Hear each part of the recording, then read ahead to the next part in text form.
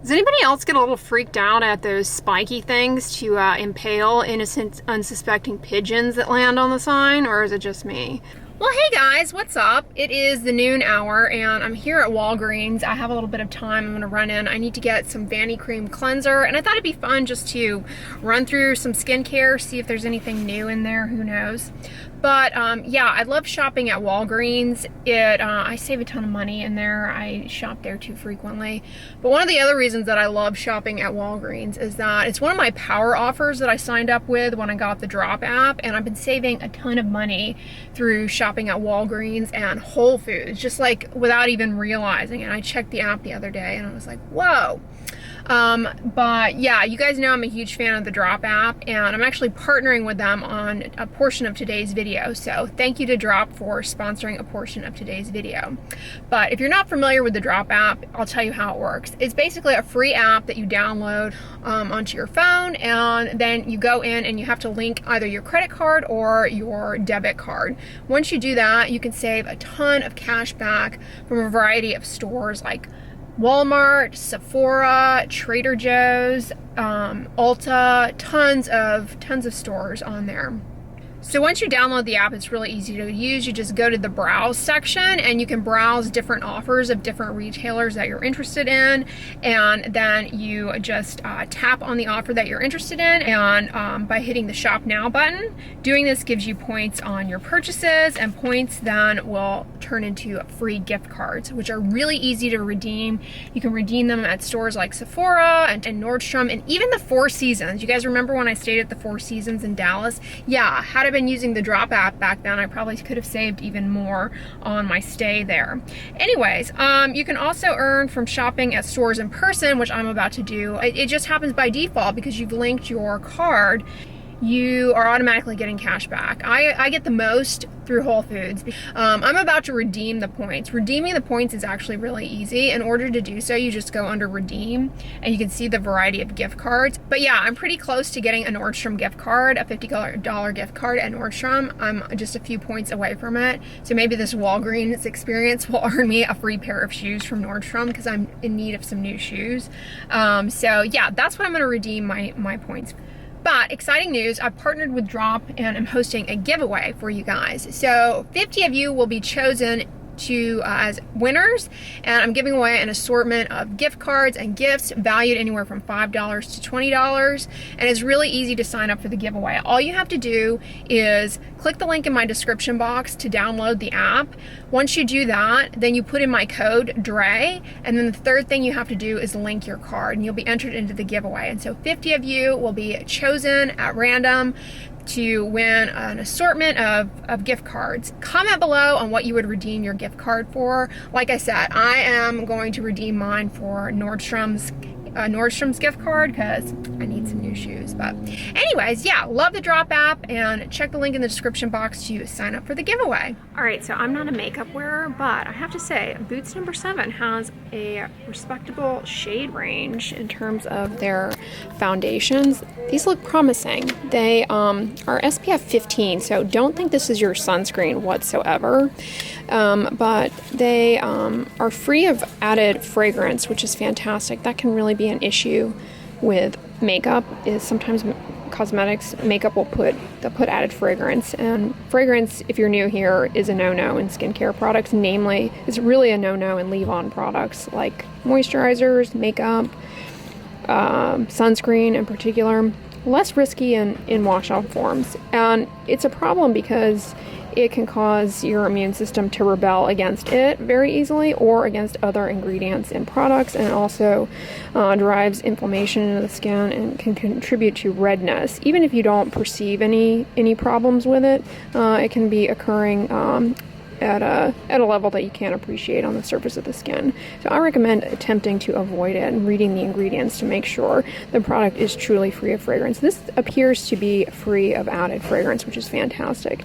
And this also offers, you'll see here at the bottom, it has iron oxides in it. Iron oxides are an ingredient that can protect against pro-pigmenting wavelengths of visible light in the blue light spectrum. I have a video explaining this in more detail, but that is one ingredient that can protect against it, as can large particle zinc oxide, which this does not have in it. So that brings me to the sunscreen and actives in this. This has titanium dioxide and octinoxate. So it's got titanium dioxide will protect you against UVB, and then a little bit, it'll also protect against UVA. It's not as good as zinc at protecting against UVA, and it's not as good as a comprehensive UVA coverage as the chemical filter avobenzone, but it does a decent job. And you know, they use a combination here of titanium dioxide and octinoxate, honestly, because this is makeup. They want it to look good, and so they're picking the ingredients that will offer some low-grade SPF, which is nice that they've done that, but not make this something unsightly and affect the formulation. So bottom line, this looks promising for those of you who like to wear foundation. I can't comment on how it wears or any of that kind of stuff, and I don't intend to put this on my face, but it seems like a reasonable choice. This looks promising, and you can get it here at Walgreens for $16. Comment below what you guys think. But you know, I get a lot of questions like, what's the difference between a tinted sunscreen and a foundation with sunscreen and a moisturizer with sunscreen? First of all, this is only SPF 15, and you're going to put this on as a foundation. You're not going to put it on to a density to get to SPF 15. You really have to apply this with a heavy hand in order to actually get to SPF 15. So you know, you can't rely on that to protect you from UV damage. Products that have even a higher SPF, like 30 to 50, you might be wondering, well, isn't that enough in my tinted tinted moisturizers or my moisturizers with SPF? Do I still need a sunscreen? You do still need a sunscreen, because people just don't apply moisturizer the same way they apply sunscreen. They don't. That's what the studies show. People under apply sunscreen, but they really under apply products that are like moisturizers with sunscreen, so they don't get enough coverage, basically, because you really have to apply it everywhere. I mean,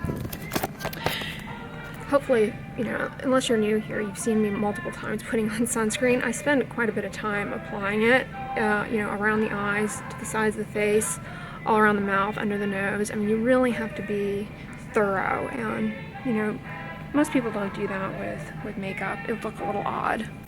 Don't forget your neck either.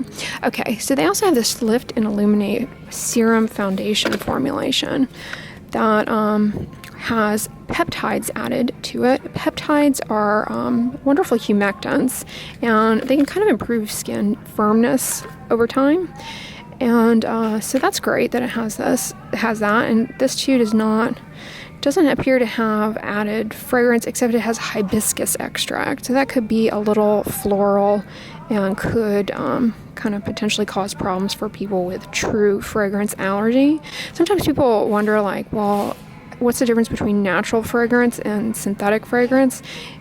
From the perspective of your immune system, not much. The same compounds that are antigens, meaning the stuff that your immune system recognizes, the same compounds are present in both natural and synthetic fragrance. So, yeah, don't fall for that marketing lure of no synthetic fragrance, when in fact they have added natural fragrance that is just as potentially problematic. Anyways, yeah, this has the peptides.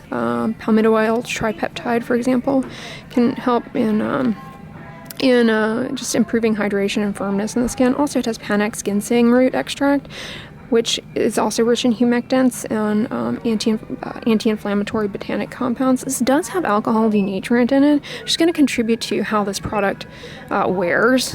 A lot of people worry about alcohol denaturant, and you know, they ask if they should avoid it. It can be drying, it can be irritating. If you have rosacea, it can sting and burn, but it's not this dichotomy of yes versus no.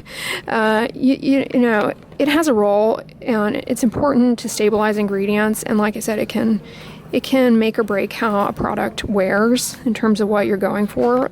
But do know that that's present in this. And if you have rosacea, it can sting and burn a little bit. But the peptides and root extracts make it seem like it might be a very nice moisturizing vehicle. All right, but Boots has these custom blend foundation drops. Dermablend has something similar to this. They're pigment drops that you can add to moisturizers or sunscreens to give them a little bit of tint. I really like that. I always, though, wonder in the back of my mind how that truly might impact the overall formulation of a sunscreen in terms of its SPF.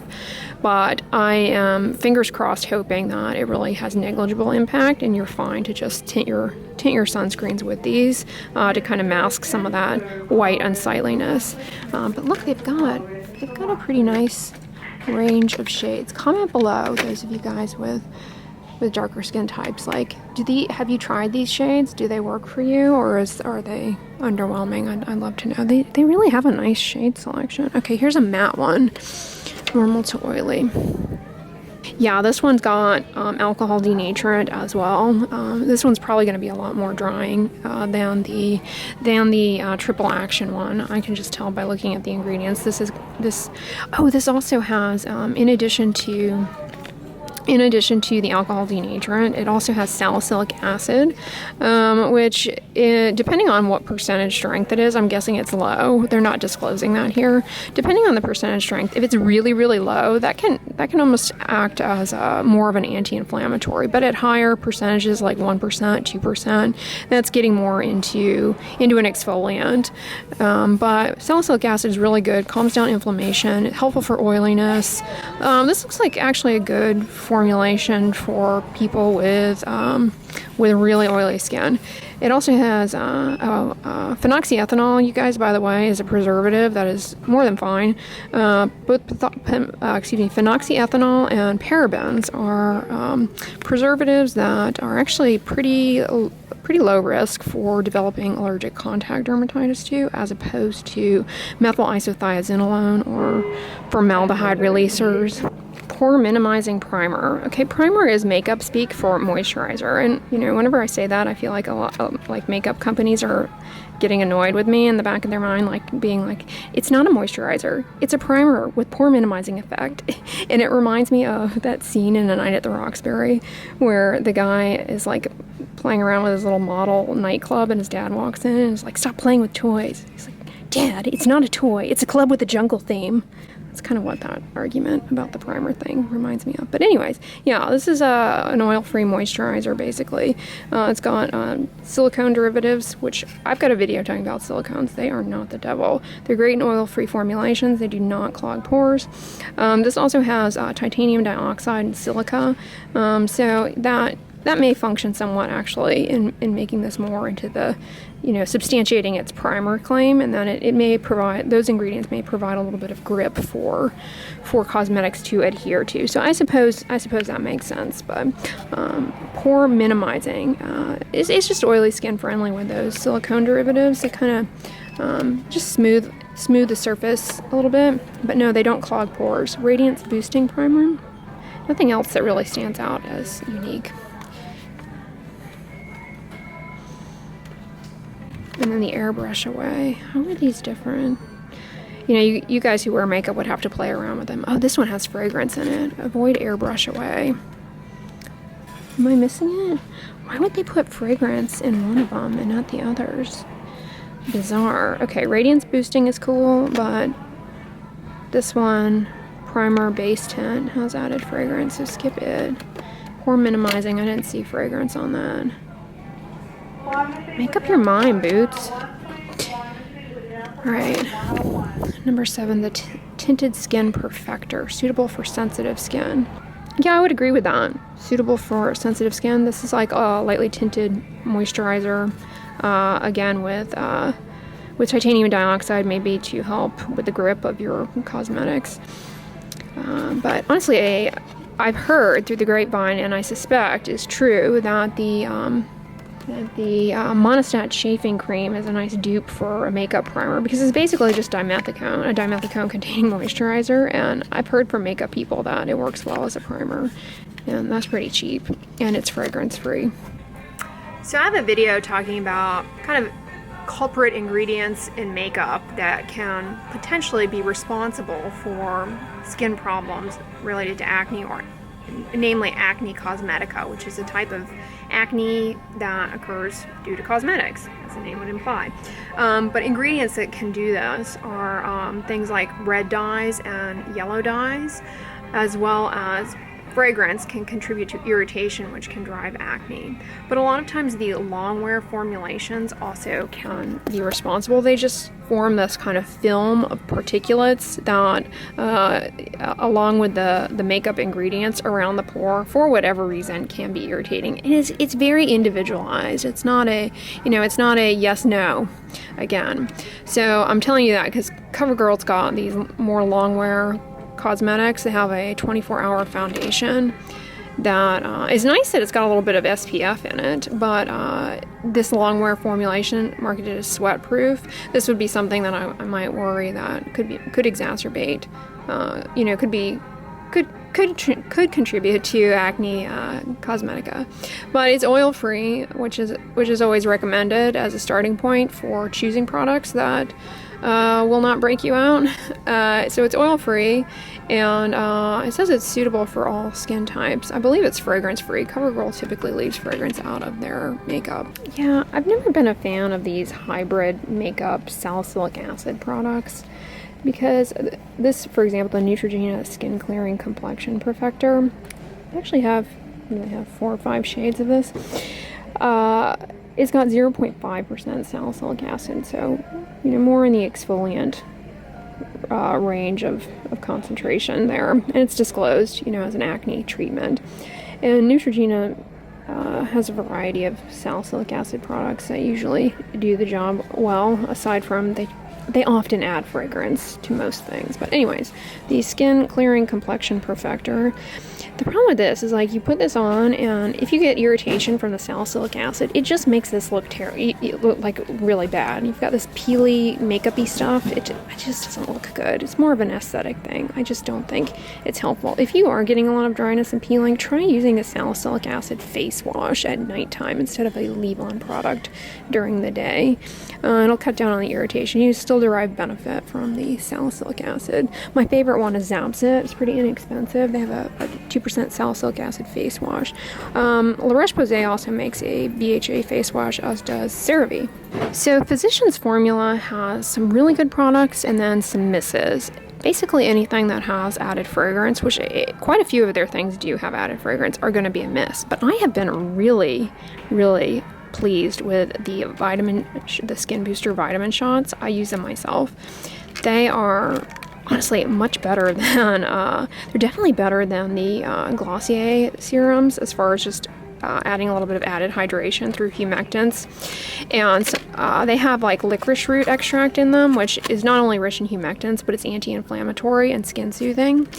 And this one here, the orange one, let me put it back in this little home there. The vitamin C one has, so if you're new here, I always point out that an issue with vitamin C serums is that L-ascorbic acid, while it can be helpful for a variety of anti-aging concerns, removing some sun-damaged skin cells and brightening up hyperpigmentation, it's not super stable. They have to add a lot of things to it to stabilize it: ferulic acid, vitamin E, and even then, it's still susceptible to oxidation and degradation. And when that happens, it can be really irritating. So, I'm just kind of like, let's skip it. But that's just me. I've talked about it at length. They have other forms of vitamin C, though, that are not L-ascorbic acid, that are more stable, but they're not as well studied. They're actually pretty poorly studied.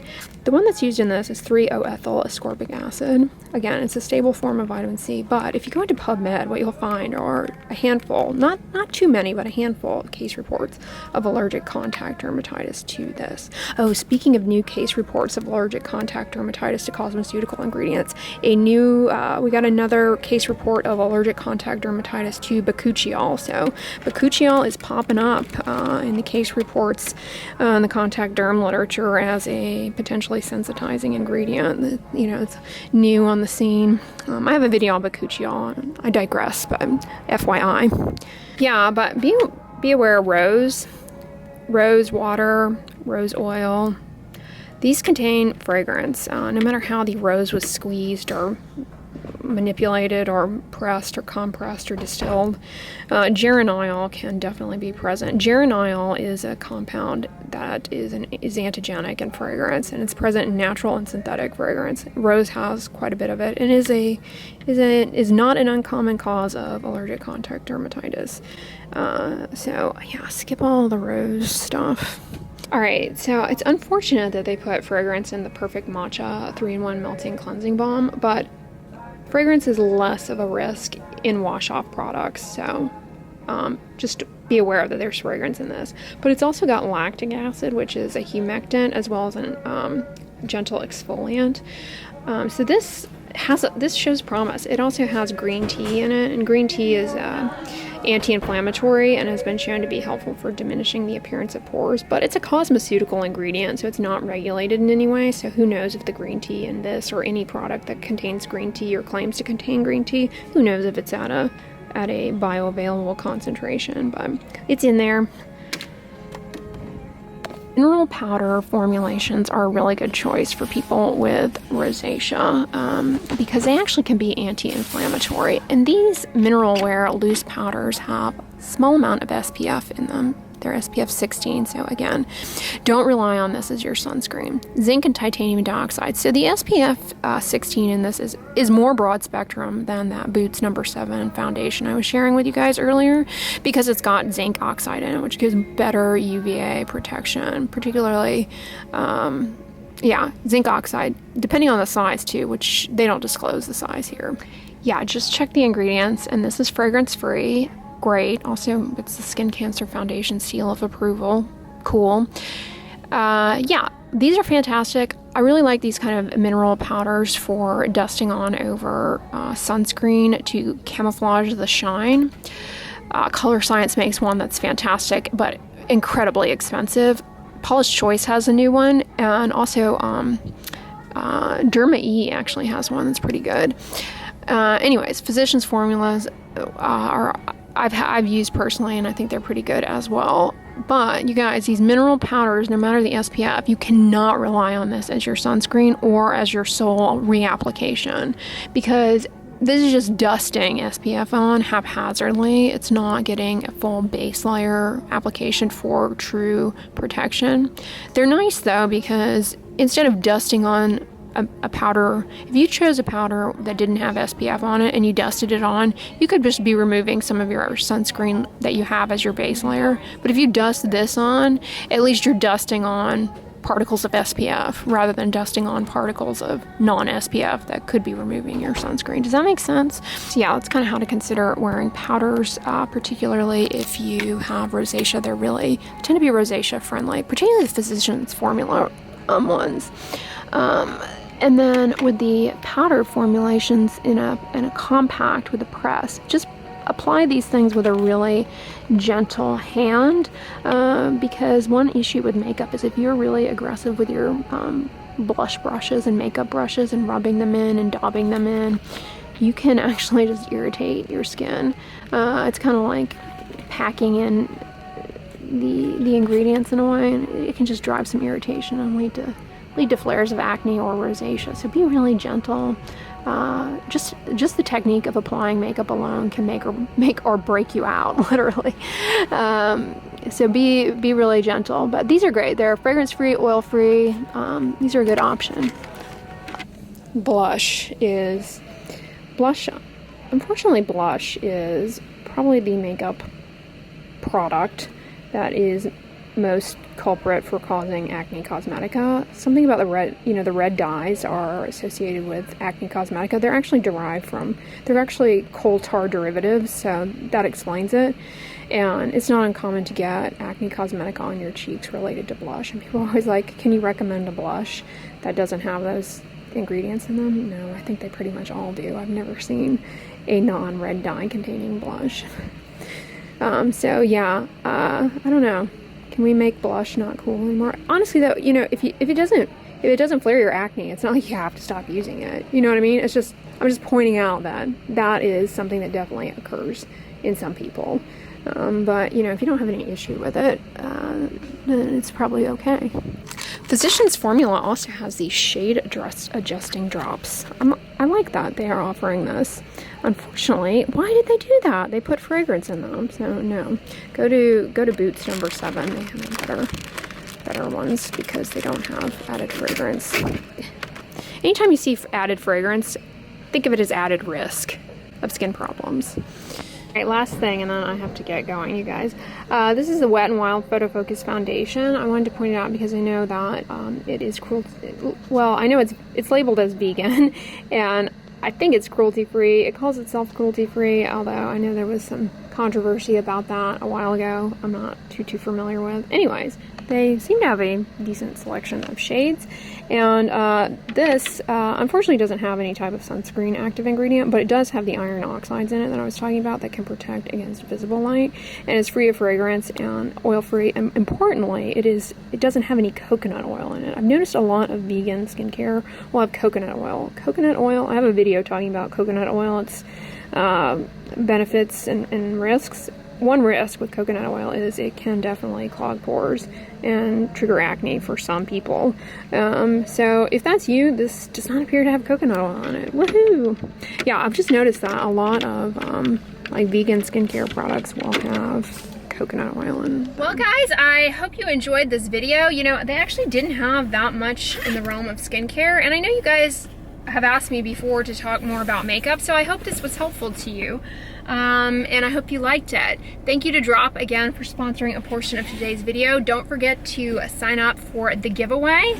Get yourself some gift cards. I hope you liked this video. If so, give it a thumbs up, share it with your friends, and as always, don't forget, sunscreen and subscribe. I'll talk to you guys tomorrow. Bye.